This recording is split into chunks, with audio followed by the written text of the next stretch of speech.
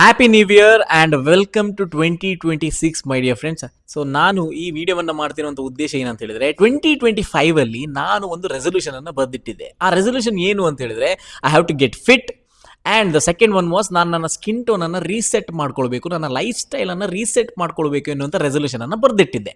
ಅದು ಫುಲ್ಫಿಲ್ ಆಯಿತಾ? ಡೆಫಿನೆಟ್ಲಿ ಆಯಿತು. I have succeeded in it.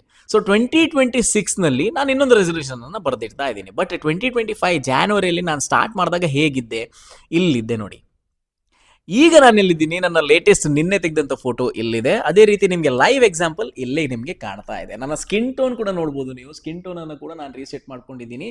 This was all possible because of shape shift. So safe shift ಎನ್ನುವಂಥ ಒಂದು product ನನ್ನ ಲೈಫಲ್ಲಿ ಇಂಟ್ರೊಡ್ಯೂಸ್ ಆಗಿಲ್ಲ ಅಂತ ಹೇಳಿದ್ರೆ ಡೆಫಿನೆಟ್ಲಿ ಇವತ್ತು ನಿಮ್ಮ ಮುಂದೆ ನಾನು ಏನು ಕೂತಿದ್ದೀನಿ ಈ ಶೇಪಲ್ಲಿ ನಾನು ಡೆಫಿನೆಟ್ಲಿ ಇರ್ತಾ ಇರಲಿಲ್ಲ. ಪ್ರಾಬಬ್ಲಿ ನನ್ನ ಓಲ್ಡ್ ಫೋಟೋಸ್ ನೀವೇನು ನೋಡ್ತಾ ಇದ್ದೀರಿ ಇಲ್ಲಿ ಡಿಸ್ಪ್ಲೇಲಿ ಹಾಕಿರ್ತೀನಿ, ಇದರಲ್ಲೇ ನಾನು ಒಬ್ಬನ ಆಗಿರ್ಬೋದು, ಇದಕ್ಕಿಂತ ನಾನು ವರ್ಸ್ಟ್ ಆಗಿರ್ಬೋದು. It was all about a decision to start something new, to reset my life completely. The fit reset ಅಂತ ನಾನು ಇದಕ್ಕೆ ಹೆಸರಿಟ್ಟದ್ದು ಅದೇ ರೀಸನ್ಗೆ. ಫಿಟ್ ಆಗೋದು ಮಾತ್ರ ಅಲ್ಲ, ನಮ್ಮನ್ನು ನಾವು ರೀಸೆಟ್ ಮಾಡ್ಕೊಳ್ಳುವಂಥ ಒಂದು ಜರ್ನಿಯನ್ನು ನಾವು ಫಿಟ್ ರೀಸೆಟ್ ಅಂತ ಕರಿತೀವಿ. ಸೊ 2026 ಅಲ್ಲಿ ನನ್ನ ರೆಸೊಲ್ಯೂಷನ್ ಏನಂತ ಹೇಳಿದ್ರೆ by the end of the year 2026 I want to grow my community. The fit reset community ಎನ್ನುವಂಥದ್ದನ್ನು ನಾನು ಗ್ರೋ ಮಾಡಬೇಕು. ವೆಲ್ನೆಸ್ ಅಲ್ಲಿ ಅದೇ ರೀತಿ ಫಿಟ್ನೆಸ್ ಅಲ್ಲಿ, ಈ ಎರಡು ಕ್ಯಾಟಗರಿಯಲ್ಲಿ ಕೂಡ ನಾರ್ಮಲ್ ಜನಗಳಿಗೆ, ನನ್ನ ತರ ಇರುವಂತಹ ನಾರ್ಮಲ್ ವರ್ಕಿಂಗ್ ಪರ್ಸನಲ್ ಯಾರೆಲ್ಲ ಇದ್ದಾರೆ, ಬಿಸಿ ಸ್ಕೆಡ್ಯೂಲ್ ಇರುತ್ತೆ ಬಟ್ ಡಯಟ್ ಪ್ರಿಪರೇಷನ್ ಇದಕ್ಕೆಲ್ಲ ಟೈಮ್ ಕೊಡ್ಲಿಕ್ಕೆ ಆಗೋದಿಲ್ಲ. ಸೊ ಅಂತ ವ್ಯಕ್ತಿಗಳಿಗೆ ಈ ಒಂದು ಪೇಜ್ ಎನ್ನುವಂಥದ್ದು ತುಂಬಾ ಹೆಲ್ಪ್ಫುಲ್ ಆಗಬೇಕು. ಅದೇ ರೀತಿ ಶೇಪ್ ಶಿಫ್ಟ್ ಎನ್ನುವಂಥ ಪ್ರಾಡಕ್ಟ್ ರೈಟ್ ಪೀಪಲ್ಗೆ, ರೈಟ್ ಮೈಂಡ್ ಸೆಟ್ ಇರುವಂಥ ಪೀಪಲ್ಗೆ ಈ ಒಂದು ಪ್ರಾಡಕ್ಟ್ ಎನ್ನುವಂಥದ್ದು ರೀಚ್ ಆಗಬೇಕು ಎನ್ನುವಂಥ ನನ್ನ ರೆಸೊಲ್ಯೂಷನ್ 2026 ಅಲ್ಲಿ. ಐ ಹೋಪ್ ನೀವೆಲ್ಲರೂ ಕೂಡ ನಿಮ್ಮ 2026 ರೆಸೊಲ್ಯೂಷನ್ ಆಲ್ರೆಡಿ ಬರ್ದಿಟ್ಟಿದ್ದೀರಾ. ಕೆಲವೊಂದಿಷ್ಟು ಜನ ಜಿಮ್ ಹೋಗ್ಲಿಕ್ಕೂ ಕೂಡ ಸ್ಟಾರ್ಟ್ ಮಾಡಿದ್ದೀರಾ. ಎಲ್ಲವನ್ನ ಮಾಡಿ, ಜಿಮ್ಮಿಗೂ ಹೋಗಿ, ರನ್ನಿಂಗು ಮಾಡಿ, ಎಲ್ಲವನ್ನ ಮಾಡಿ, ಯಾವುದನ್ನು ಕೂಡ 2 ದಿವಸಕ್ಕೆ ಮಾಡಬೇಡಿ.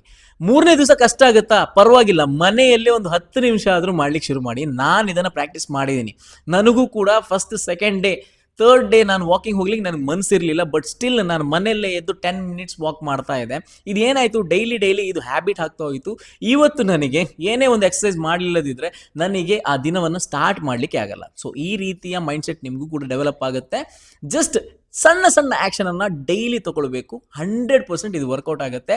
ಸೊ ನಿಮ್ಮ ಲೈಫನ್ನು ರೀಸೆಟ್ ಮಾಡಲಿಕ್ಕೆ the fit reset is always here to help you.